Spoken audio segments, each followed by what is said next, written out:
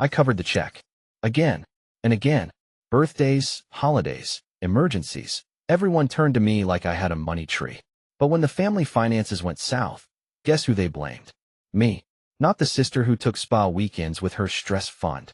Not the cousin who forgot to pay back loans. Nope, me. The one who kept the lights on. So I stopped paying and started digging. Because if they wanted a villain, I'd show them how I handle betrayal. My name's Mark. I'm 37, a mechanical engineer from Colorado Springs. I've always been the responsible one, the guy with the good credit score, the emergency savings, the Costco membership. My younger sister, Katie, she's an influencer who thinks Wi-Fi is a basic human right.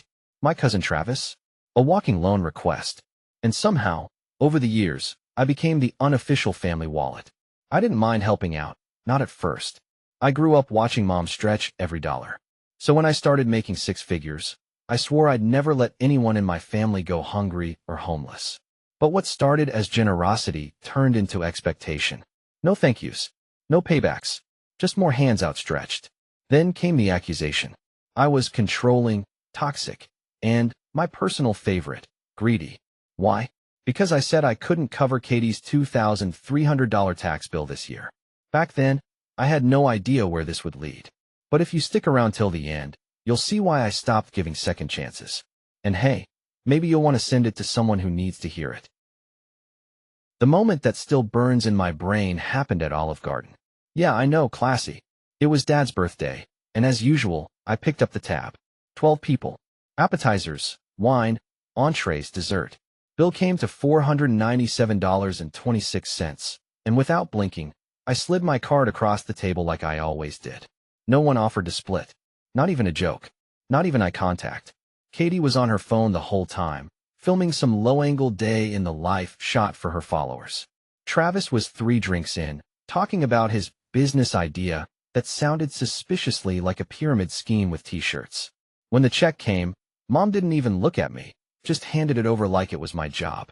After the plates were cleared and everyone had their leftovers boxed, I went outside to breathe. That's when I heard it, just around the corner, behind the hostess stand.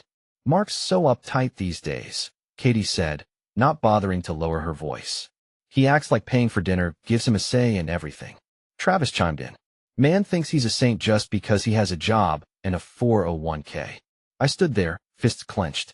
I wasn't trying to be a hero. I just didn't want anyone to go without. But hearing that, it hit different, like a thank you knife in the back. Later that night, I checked my budget spreadsheet. I'd spent nearly $8,000 last year alone on family obligations. Bills, bailouts, birthdays, and not one repayment. Not even a gift card. That's when it started. The shift in my brain. From generous to guarded. From doormat to detective. But back then, I didn't say anything. I just smiled through gritted teeth, went home, and told myself, maybe next time, they'll appreciate it. Spoiler, they didn't. It started with a text from Katie. "Hey, can you help me with taxes? I'm short like $2K, just until my next brand deal hits." I stared at the message. It was April 10th, 5 days before the deadline.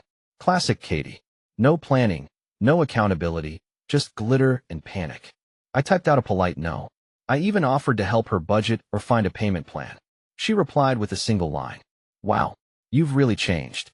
That alone would have stung. But it got worse. 2 days later, I got an email from my aunt, subject line, "Concerned about you." Inside, a forwarded message thread. Katie had blasted the whole family chat with some performative sob story about how I'd turned my back on everyone, how I used money as control, how I gaslit and manipulated her by offering advice instead of cash. And the kicker? She makes it seem like she's the victim. I muttered, rereading the thread. But the replies, they weren't defending me. "Travis, honestly, Mark has been different lately, ever since he got that raise. Mom, he means well. But yes, he can come off cold." Even Dad chimed in. "Let's not pile on. But I do wish he'd talk to us more." I wasn't angry, not at first. I was gutted. I'd bailed Katie out of her lease last year when she broke it for a meditation retreat in Costa Rica. I'd paid Travis's car note when he blew his last paycheck on NFTs. I even covered Dad's dental work when Medicare didn't. $1,400 straight out of my emergency fund. And now they were calling me the manipulator? I drove to Mom's house that night. I needed clarity. Closure. Something. She opened the door with a tired smile. Mark, we were just talking about you. Yeah, I said. I read what you all said. She sighed. Katie's going through a lot. You could have just helped. I have helped, I snapped. I've helped until it hurt. But the moment I say no, I'm the villain. Mom looked down. Maybe you just need to explain better. People don't always see your heart. No, they didn't. Because they never looked. That night, I went home, poured myself a glass of whiskey, and opened a new folder on my desktop. Title: Payback. I wasn't going to scream. I wasn't going to fight. But I was going to dig. Because if I was already being painted as the villain, I might as well start acting like one. I started small. Just curiosity, I told myself. Just seeing what's out there. I remembered something Katie once bragged about during Thanksgiving. How she writes off everything on her taxes because being an influencer is a business. Even joked about writing off a boob job as marketing expenses. I logged into TurboTax and pretended to be a clueless user looking for advice in forums. The more I read, the more I realized Katie was either criminally naive or flat out committing fraud. Receipts? She didn't keep them. Income logs? Nope. She just deposited Venmo payments and brand transfers like it was allowance money. So I called an accountant friend. Hypothetically, I said, what happens if someone's writing off personal trips, dinners, spa visits, without a registered LLC? He didn't even blink. IRS flags them eventually, especially if they're showing net losses for multiple years. All it takes is one audit. Interesting. Next came Travis. I'd co-signed a small personal loan for him 2 years ago, $7,500 for gear for a drone startup. That startup never launched. The gear never materialized. But the payments? I was still getting billed. I requested a copy of his credit report through the account portal. Turns out, he had 2 new credit cards I never knew about, both maxed. One had a $3,000 cash advance withdrawal in February labeled Vegas WLD W Candy. I stared at the screen, jaw tight. I'd been covering for children playing grown-up. And I was done. The old me would have lectured, offered help, tried to fix things. The new me? He was learning the system. I started documenting. Screenshots, emails, Venmo notes, even Katie's IG captions. New purse, courtesy of my latest brand collab nail polish, which happened to be posted the same day she'd begged me for grocery money. Hypocrisy, archived. I started a spreadsheet. Tabs labeled. Fraud risks, Katie. Unpaid debts, Travis. Passive enablers, mom/dad. Every entry had links, timestamps, and notes. I didn't know what I was building exactly, but I knew the foundation had to be solid. And I knew one more thing. I wasn't going to expose them out of spite. I was going to make it public, professional, and completely airtight. Because if they wanted to call me greedy, controlling, toxic, fine. But the next time they saw my name, it'd be in the CC line of a formal letter. A week later, I got a call from Dad. Not a how are you call. A family emergency tone. We need to talk, he said. Now. I drove over expecting another guilt trip, maybe another tag team with Mom. But this time it was worse. Katie was already there, sitting on the couch with fake tears in her eyes. A printed paper sat on the coffee table. It was a letter, supposedly from her accountant, stating she owed $2,328 and needed to settle it within 10 days or face penalties. I just don't know what to do, she sniffled, barely glancing at me. I thought I could count on my brother. But I guess not. Dad looked at me like I was a stranger. Mark, it's just money. You make more than all of us combined. Why let your sister get in trouble over a couple grand? I didn't even sit down. You really think that's what this is about? I asked. Isn't it? He snapped. You're acting like some cold banker. Like we're clients, not family. I laughed. Bitter, humorless. No, Dad. Clients pay their bills. Katie flinched. Mom entered, arms crossed.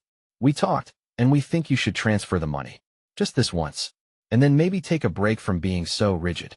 It hit me then. This wasn't a conversation. It was an intervention. For me. I was the problem. For not giving. For drawing a boundary. For daring to say no. I looked straight at Katie. You told the whole family I was abusive. Manipulative. I never said that, she shot back. I just said you use money to control people. Same thing. She stood up, voice rising. Why are you making this such a big deal? It's just taxes. No, I said calmly.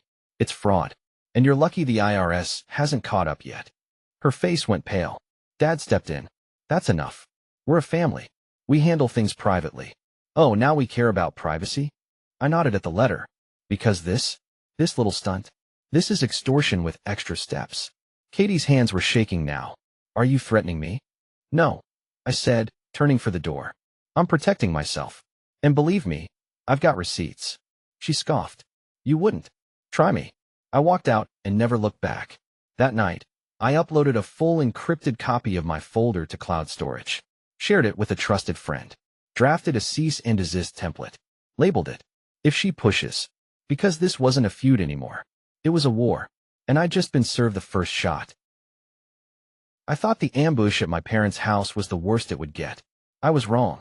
3 days later, I got an email from my employer's HR department. Subject line, concern raised regarding conduct. I felt my stomach drop. Inside was a screenshot of a Reddit post. Username blacked out, but the tone? Unmistakable. It was titled, My brother is a corporate sociopath who financially abuses his family. The post accused me, of weaponizing wealth, holding family debt over their heads, and threatening legal action to silence trauma. They even said I'd stolen inheritance money and used scare tactics to make everyone comply.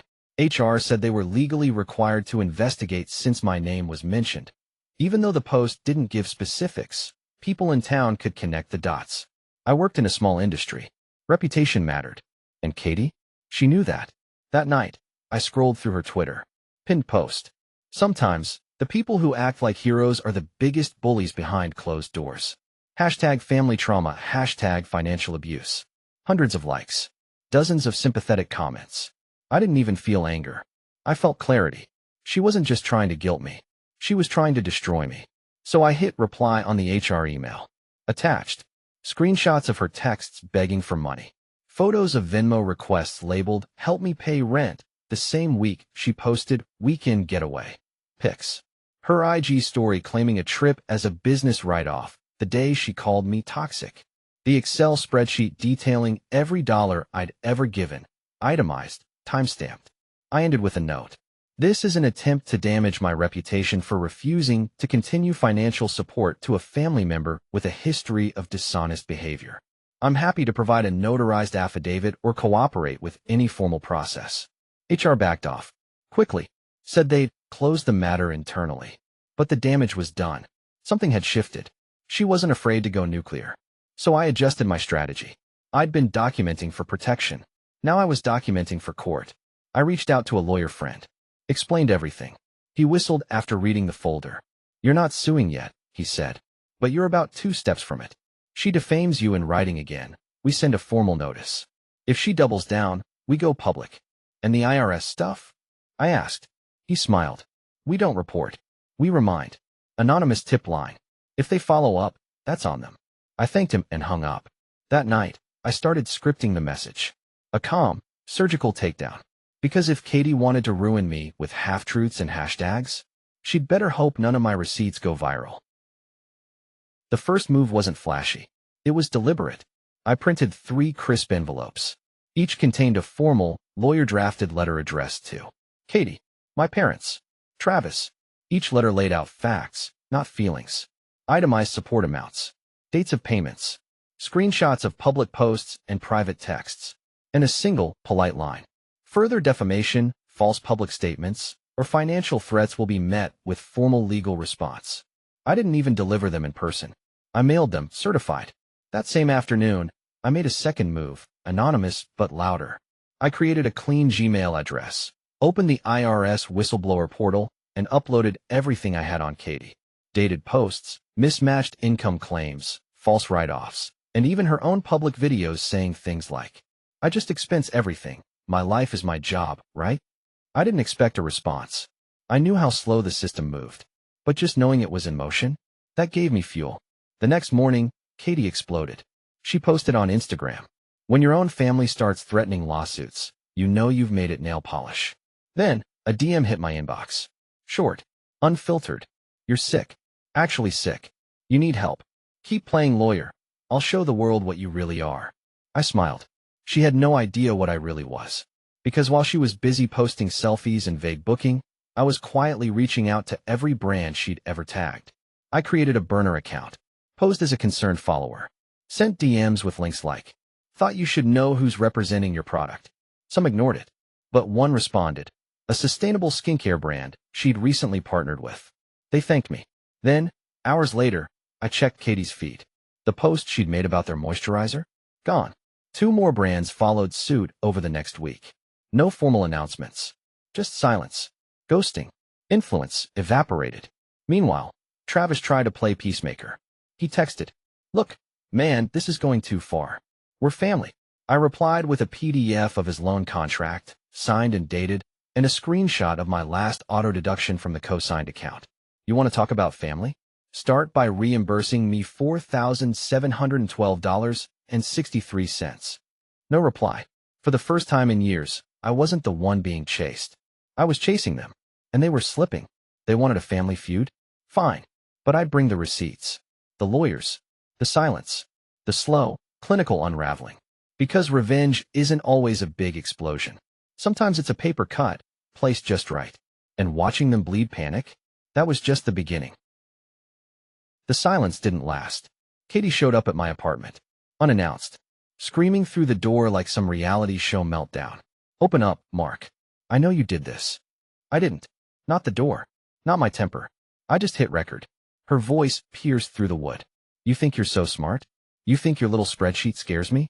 You're ruining my life. My career. You want a war, you got it." And then the threat slipped out. "If I go down, I'm taking you with me. I'll say whatever I have to." She banged the door one last time, then stormed off. I saved the video file. Labeled it, "Katie Threats, 4:03 p.m. Sent a copy to my lawyer. He called within minutes. "This crosses the line," he said. "She's threatening reputational harm. We can file tomorrow." But I paused. See, something had shifted. Katie was unraveling, and I didn't need to destroy her. I just needed to let her implode. That week, I went quieter, no messages, no pokes. I let the engine idle. Instead, I reached out to a podcast producer I knew, someone I'd helped years ago with a technical project. She owed me a favor. I pitched an anonymous story. When family turns you into their bank, until you say no. She bit. We recorded that Friday. My voice altered. Names redacted. But the message? Crystal clear. I laid it all out. The pressure, the guilt, the smear campaign, the entitled rage. No accusations, just facts. Just my experience. The episode aired the following Tuesday. Within 48 hours, it was trending in the family drama category. Tens of thousands of streams. Comments flooded in. "This happened to me. Cutting off family was the best decision I ever made. They'll drain you dry if you let them." Katie didn't need names to know it was about her. She posted a series of unhinged stories.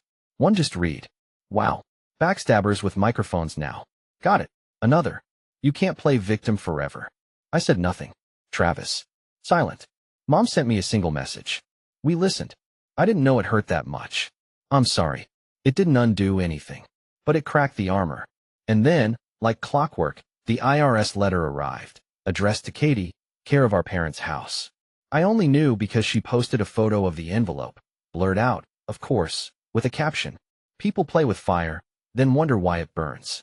She'd gone from confident to paranoid in under a month. But I didn't gloat. I prepared. Because one more slip from her, one more slander, one provable lie, and I'd filed a suit. She knew that now. And so, for the first time in years, I was finally left alone. No requests. No lectures. No manipulation. Just silence. Exactly what I'd paid for all along. Katie always underestimated me. She thought I'd fold under pressure. That I'd never go public. That I'd never dare escalate. So when the defamation came, again, I was almost grateful. It was a podcast, hosted by one of her influencer friends. Topic, toxic relatives and boundaries. At first, I didn't even listen. But a coworker sent me the clip. And there it was. She threatened to sue me. Katie said, voice syrupy sweet. Just because I asked for help. Then he tried to ruin my career. Even got brands to drop me. I have proof. She didn't name me directly. But she didn't need to. The timelines matched. The clues were obvious. And worst of all, she doubled down. "I don't want to hurt anyone," she said at the end. "But if he keeps pushing, I'll have to tell everything." That was enough. My lawyer filed the formal complaint the next day. Defamation. Harassment. Intentional infliction of emotional distress. We requested a cease and desist, a takedown of the podcast episode, and a formal apology posted publicly for a minimum of 30 days. She tried to bluff, of course. Her PR friend emailed us back. This feels excessive. Can we discuss a compromise? No. No compromise. They had 10 days to comply or face litigation. 3 days in, the podcast was quietly pulled. Katie's name vanished from the guest list. Her Instagram turned private. Her Twitter? Locked down. But I wasn't done. I hadn't seen Katie in person since she screamed at my front door. So when she showed up at our parents' house while I was helping Dad fix the fence, I nearly left on instinct. But something about the way she walked up, slow, no phone in hand, no sunglasses, no performance, made me pause. She looked tired. Not just sleepless. Drained. Can we talk? She asked quietly. Dad glanced at me, then gave a nod and disappeared inside. We stood in silence for a moment. No yelling. No defenses. Just the wind and the creak of the fence gate. I didn't think you'd actually do it, she said finally. The letter. The brands. The IRS tip. I raised an eyebrow. You just said the magic word. Actually. You assumed I was bluffing. She didn't argue. I was scared, she admitted. Not of you. Of being cut off. Of not being needed. I crossed my arms. So you destroyed my name to feel necessary? She looked down. You were always the one people trusted. I hated how easy it looked for you. How respected you were. I let that sit. Because it wasn't easy. And respect? I'd paid for it. In favors, in silence, in swallowed pride. Do you know how humiliating it was? I asked. Being called manipulative after covering your rent? Having my own family pile on like I was some corporate villain. Her voice cracked. I was selfish. Yes, I said. But more than that, you were reckless. You thought I wouldn't fight back. She nodded. I thought you'd forgive me again. I stayed silent. Because that's what she really wanted.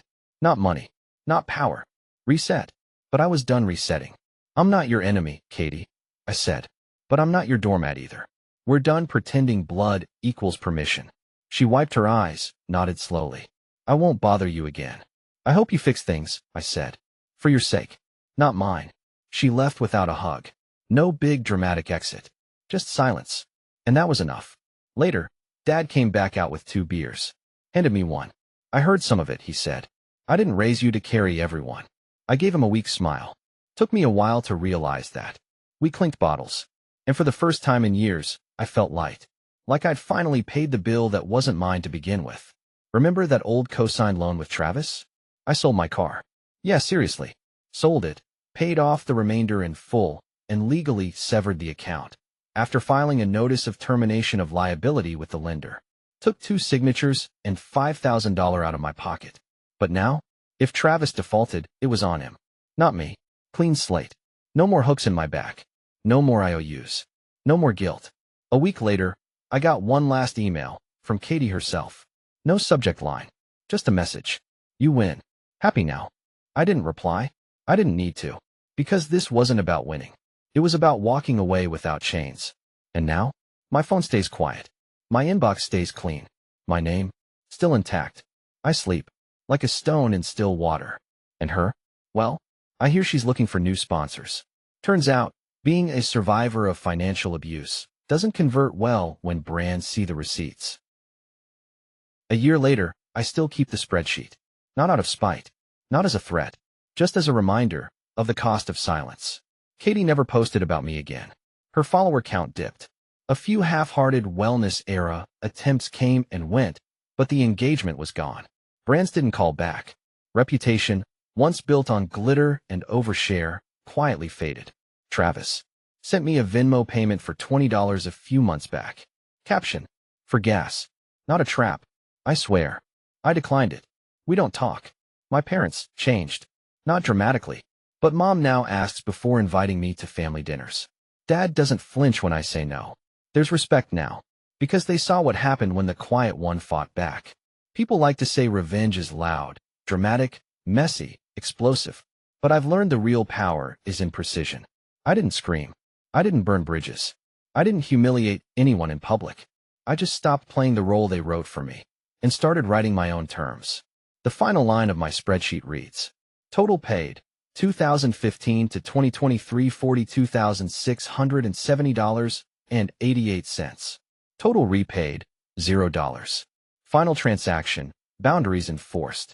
If you've ever been blamed for being generous, guilt for being stable, or painted as the villain for finally saying no, I hope you remember this. You don't owe anyone your peace. And sometimes the strongest move you can make is closing the tab.